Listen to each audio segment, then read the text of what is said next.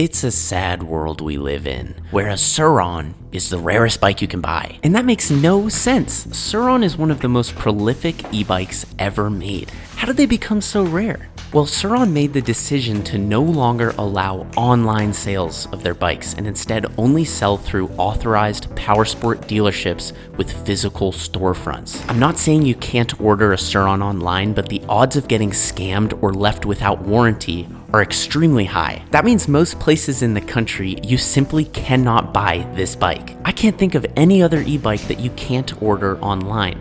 Even the Stark Varg can be delivered anywhere in the country. In my eyes, that makes Surron the rarest bike, especially the new ones. And this is the newest 2025 Surron X. It's the first bike since my first Surron that I actually bought in person, because that's the only way you can buy them now. Pro Powersports in Fontana has all the 2025 colors: purple, blue, green, and black. Green is the exclusive 2025 color. I think it looks awesome, so that's what I bought. But first, having the 2024 and 2025 Surrons next to each other, you can see some of the biggest upgrades from the Surron factory in almost 8 years. The grips used to be gray, now they're black with the little honeycomb. The brakes used to be mineral oil, now they are DOT oil with braided hoses. The rear shock pulled a Michael Jackson on us. Yeah. And the forks are a different color. I'm not sure if they're also different inside though. Yeah.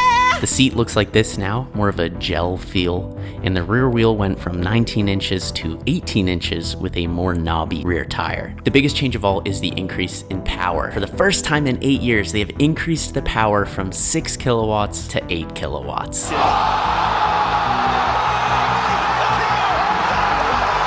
And it also has a new number plate. This is one of the most beautiful stock bikes I've ever seen, and it's really exciting to see Surron finally improving on the OG design. But to make it even more beautiful, I'm doing a couple things. Firstly, I'm removing all the decals. The yellow just does not match the bike's color, and I think the bike looks a lot cleaner without them. And before I do some quick cosmetic upgrades, I just need to unleash Michael Jackson, remove the license plate, and remove the chain guard. I think it looks cleaner without both of them. Here's some of the things I got. I got a beautiful matte carbon fiber battery lid from Flow Carbon. I'm replacing the stock pegs with fresh prickly pegs. They look and work way better.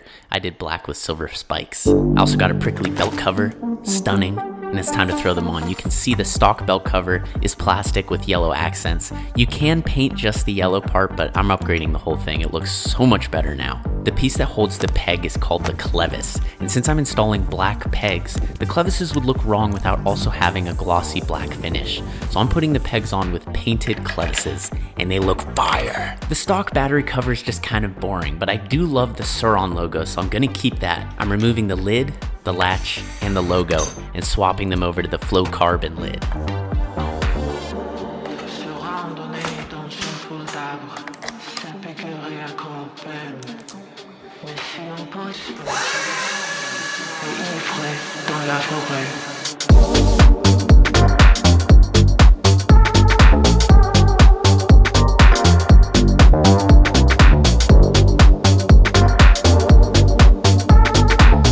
The Surron is $4,500, so I need to compare it to the Eridepro 3.0, which is $500 more for almost double the power. The Eridepro has 3 regen levels and reverse. The Surron has neither. It has 2 USB ports. The Surron has 1. It has a light switch for the headlight and tail light. The Surron cannot turn its lights off. It has low bars. The Eridepro has riser bars, and the brakes on the Eridepro are larger than the Surron brakes. It comes with dual sport tires. The Surron comes with knobbies. The Surron has a 1-inch smaller rear wheel and is considerably lighter than the Eridepro 3.0, but with half the power at 8 kilowatts compared to the 15 kilowatts of power on the Eridepro 3.0. Besides the power, the biggest difference is that the Surron can only be purchased from a physical storefront, whereas the Eridepro can be ordered from Monster Rides and delivered anywhere in America. Now at 8 kilowatts of power, I need to compare the Surron to the RTR, which is also 8 kilowatts of power, but $1,500 cheaper. The RTR has much smaller wheels, which makes it look smaller than it is. It's pretty close in size to the Surron. Here you can see my riding position on the Surron versus the RTR. Surron, RTR. The RTR has 3 power modes. The Surron has 2. The Surron has lights. The RTR does not. Both the Surron and the RTR have steel braided brake tubes with DOT oil. The Surron is 60 volts and the RTR is 72 volts, which makes the RTR more easily upgraded with just a controller compared to the Surron. But these bikes are in totally different classes. You've got the Surron class, which is named after Surron. It trailblazed this entire category. And you've got the pit bike class, where the RTR is currently king. Now, before we race these bikes, it's time for Jim's White Delight. I'm cracking these coconuts open with this badass knife to pour out the water, splitting them in half and scooping out the schmeat. Toss it in the dirt with a little bit of salt for the perfect white delight. Let's start this out with a drag race. I got my boots on today. I damn near broke my toe in the last video. We got the 2025 Surron X and Jim on his Eridepro 3.0 from Monster Rides. It's not really a fair race. It's a $500 more expensive bike with almost double the power. But these are my two favorite bikes in this class, 3.0 and Surron X. Let's give them a race. Jim, you're in sport mode.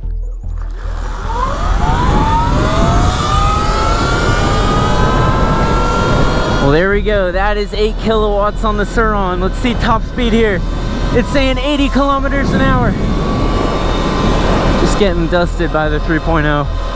Yeah, I mean, it's a little bit more than it used to be. I guess I've just been riding 72 volt or upgraded bikes for so long that this is underwhelming. It's definitely a little bit more than it used to be out of the box. But this is why Surrons are so popular to upgrade. They're beautiful. They've got a great build, a great design. But if you want to be that fast, you got to put some money into them. What's up, dude? I was just thinking about if I saw you. It's such a pleasure to meet you. Are you trying to race? Yeah, you're gonna smoke. No, I'm not. I think we're gonna go the same speed. Is this upgraded? No, stock. Is it a new color? Yeah, it's the new 2025. Yeah, I'm down to race. Jim, you're cheating. You better back up a little bit. So we got the 3.0, 2025 Surron, and a triple X. 3, 2, 1, go. Up against the triple X. It is so close. I think he let off the throttle a little bit. We're matched. Now he's pulling away. Look at that.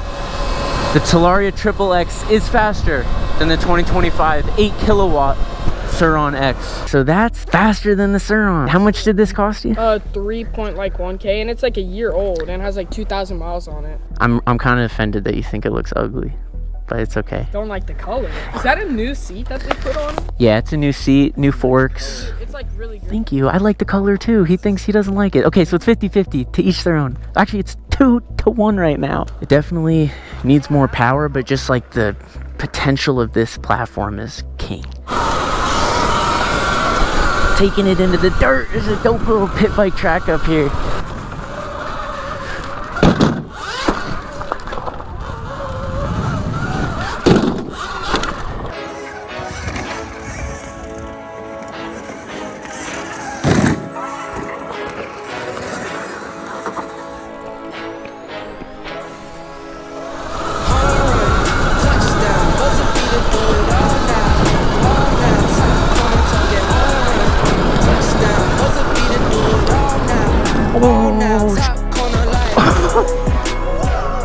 No way.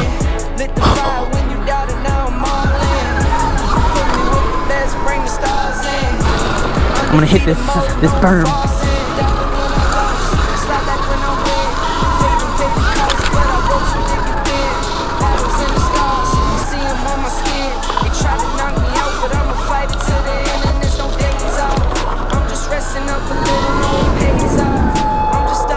What? This exists? I had no idea this was here. Where'd Jim go? Man, that's a question I ask a lot. Yo, I'm coming back here. This is cool. He said this might go all the way to the ocean.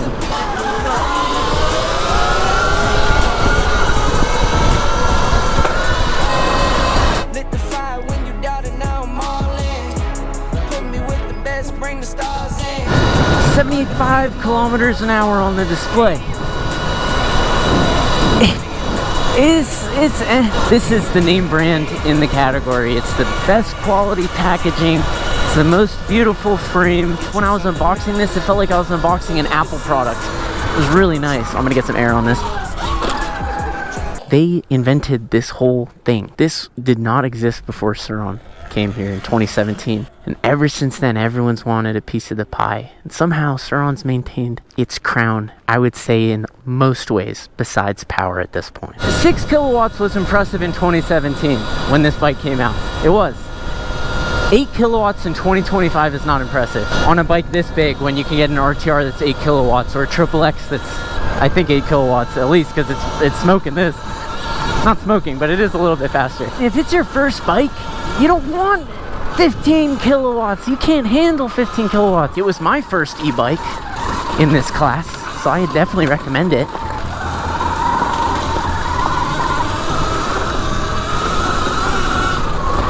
I was just out here on the 3.0, and with these turns you slow down and then you speed up, so you want a lot of power, and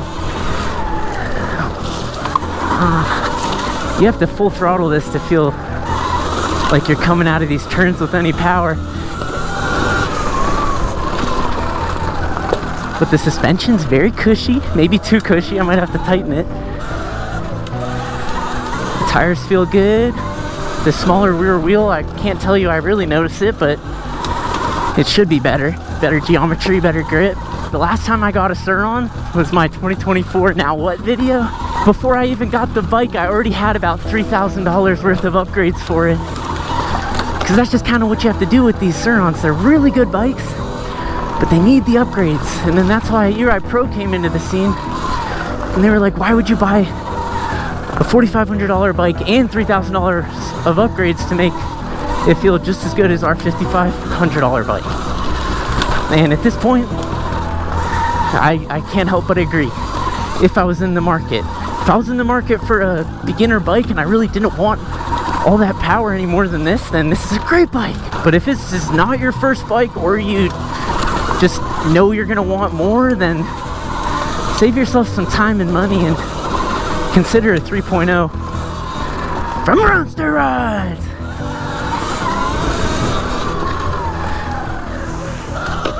This bike might not even be an option for you.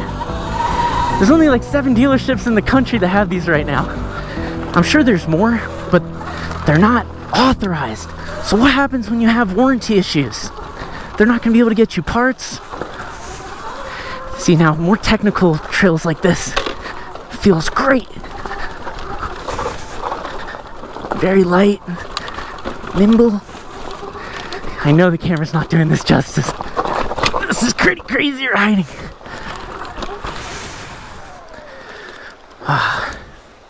It's not just a bike. I bowed down to the Surron. I'm a little nervous getting back up. It was pretty steep coming down, so.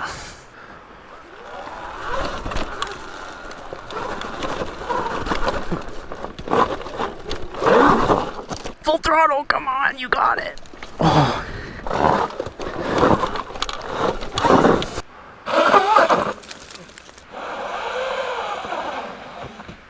Man, Jim did not make that look easy. Let's see if I can do it a little faster.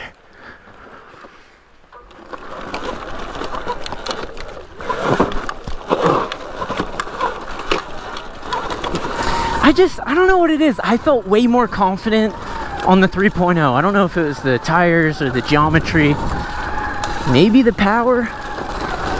I feel much less confident on the Surron, which feels so wrong to say. Surron has sort of lost its place in the market as far as power and price go. For just a little bit more, you can get a bike with double the power.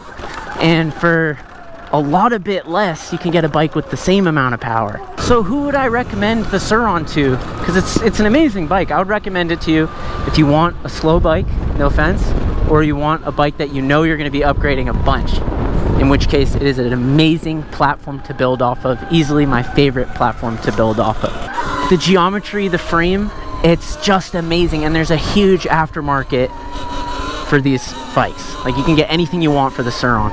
If you live within driving distance of a dealer that carries the Surron, definitely consider it. There are faster, more powerful, better deal bikes out there at this point, but they all owe it to the Surron. The Surron's the OG. The Surron paved the way for everybody. So shout out to Surron. As always, thank you so much for watching until the end.